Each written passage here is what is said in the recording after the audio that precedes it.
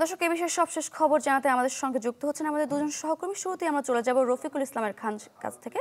তিনি যুক্ত হচ্ছেন টঙ্গী থেকে। রফিক, শারিকা, আজকে ভোর রাতে কিন্তু টঙ্গী ইজতেমা ময়দানের দখল নিতে দুই পক্ষের সংঘর্ষে 3 জন মারা গিয়েছে এবং যে 3 জন মারা গিয়েছে সেটি দাবি করেছেন মাওলানা জোবায়ের অনুসারী যারা রয়েছে তারা।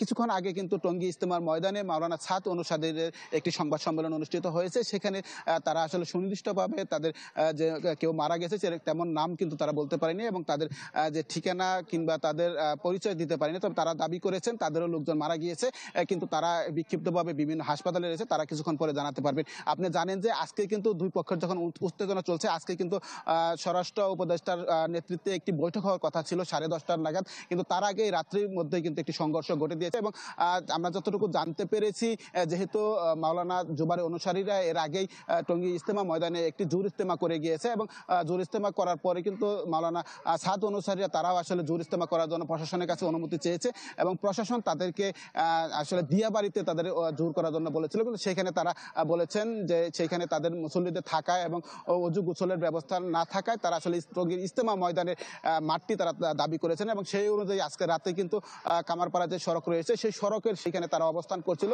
সেটি দাবি করছেন ছাদ অনুসারীরা এবং তাদের উপর হামলা চালিয়েছে জোবায়ের পন্থীরা, সেটি তারা বলছেন। এবং এই সংঘর্ষের জেরে এই মুহূর্তে কিন্তু আসলে টঙ্গী যে ইজতেমা ময়দান রয়েছে সেই ইজতেমা ময়দানে মাওলানা ছাদ অনুসারী যারা রয়েছে তারা কিন্তু প্রবেশ করেছে এবং তারা এখানে জোর ইজতেমা করবে সেটি তারা দাবি করছেন। যেহেতু মাঠের ভিতরে তারা প্রবেশ করেছে সেটি সংবাদ সম্মেলন থেকে আমাদেরকে জানিয়েছে। এখন আসলে কোন পক্ষের কারা মারা গেল সেটি কিন্তু এখন আমরা সুনির্দিষ্টভাবে বলতে পারছি না, তবে 3 জনের খবর আমরা নিশ্চিত হতে পেরেছি। তো টঙ্গী মেডিকেলে কিন্তু সকালবেলা আমরা যে ইমার্জেন্সি বিভাগ রয়েছে সেখানে জানতে পেরেছি সেখান থেকে 46 জন কিন্তু চিকিৎসা নিয়েছে সেটি আমরা জানতে পেরেছি, আর সেখানে একজনের মরণের দেহ রাখা আছে। তো এই ছিল আসলে টঙ্গী ইজতেমা ময়দান থেকে সর্বশেষ খবর। শারিকা, রফিক ধন্যবাদ আপনাকে। চলে যেতে কাজী ফয়সালের কাছে। ফয়সাল, ইজতেমা ময়দানে যে সংঘর্ষ এবং প্রাণহানির ঘটনা ঘটেছে, এরপর আইন শৃঙ্খলা পরিস্থিতি কেমন দেখছেন? সারিকা, আমরা ইজতেমার মাঠটির মূলত এই চারপাশটি আমরা ঘুরেছি।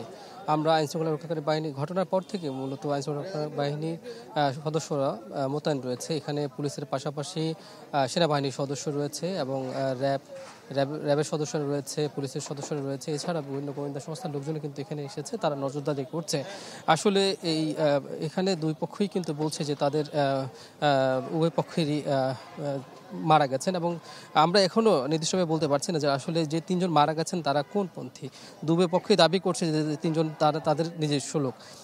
এবং আমি যেটি দেখেছি যে আসলে এখন বর্তমান পরিস্থিতি কিন্তু অনেকটা বলা যায় যে প্রবেশ পথগুলোতে প্রত্যেকটি এই ইজতেমার মাঠে প্রত্যেকটা প্রবেশ পথে কিন্তু খুবই উত্তপ্ত অবস্থা বিরাজ করেছে এবং প্রত্যেকটি প্রবেশ পথেই কিন্তু এই তাবলিগের সদস্য যারা আছেন তারা কিন্তু লাঠিসোঁটা নিয়ে অবস্থান নিয়েছেন এবং তারা নিজেদের নিরাপত্তা নিশ্চিত করার জন্যই কিন্তু তারা পুরো মাঠে চষে বেড়াচ্ছেন। এখানে আমরা দেখতে পাচ্ছি যে র্যাবের সদস্যরা কিন্তু মাঠের ভেতরে অবস্থান করছেন, যে যেন সামনে আর কোনো ধরনের অপ্রীতিকর ঘটনা কিংবা কোনো ধরনের সংঘর্ষের ঘটনা না ঘটে সেটি কিন্তু তারা নিশ্চিত করার চেষ্টা করছেন। ঢাকা মেডিকেলে আহতদেরকে নেওয়া হয়েছে। এছাড়াও এখানে যে স্থানীয় হাসপাতাল রয়েছে, বেশ কয়েকটি হাসপাতালে কিন্তু এই উভয় পক্ষের লোকজন যারা আহত হয়েছেন তাদেরকে ভর্তি রাখা হয়েছে, তাদেরকে চিকিৎসা সেবা দেওয়া হচ্ছে।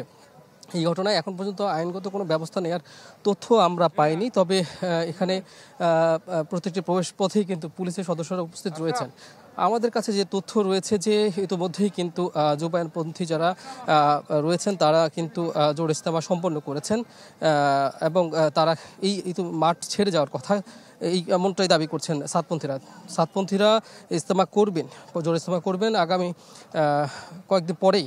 এরপরে কিন্তু এই কারণে তারা মাঠে এসেছিলেন এবং সেই কারণেই তারা এই মাঠটি দখলে নিতে চেয়েছিলেন, কিন্তু তারা আসতে না পারার কারণে তারা উভয় পক্ষের মধ্যে সংঘর্ষ বাধে। তো এখন পর্যন্ত আসলে এই ঘটনার সুষ্ঠু সমাধান কি হবে সেটি এখনো আমরা জানতে পারিনি। প্রশাসন নিশ্চয়ই এই বিষয়ে যথাযথ ব্যবস্থা নেবে বলে আমরা আশা করছি। বছর শেষের খুশি নগদে হবে বেশি। নগদ পেমেন্টে নির্দিষ্ট ক্যাটাগরির কেনাকাটায় 300 টাকা পর্যন্ত ক্যাশব্যাক।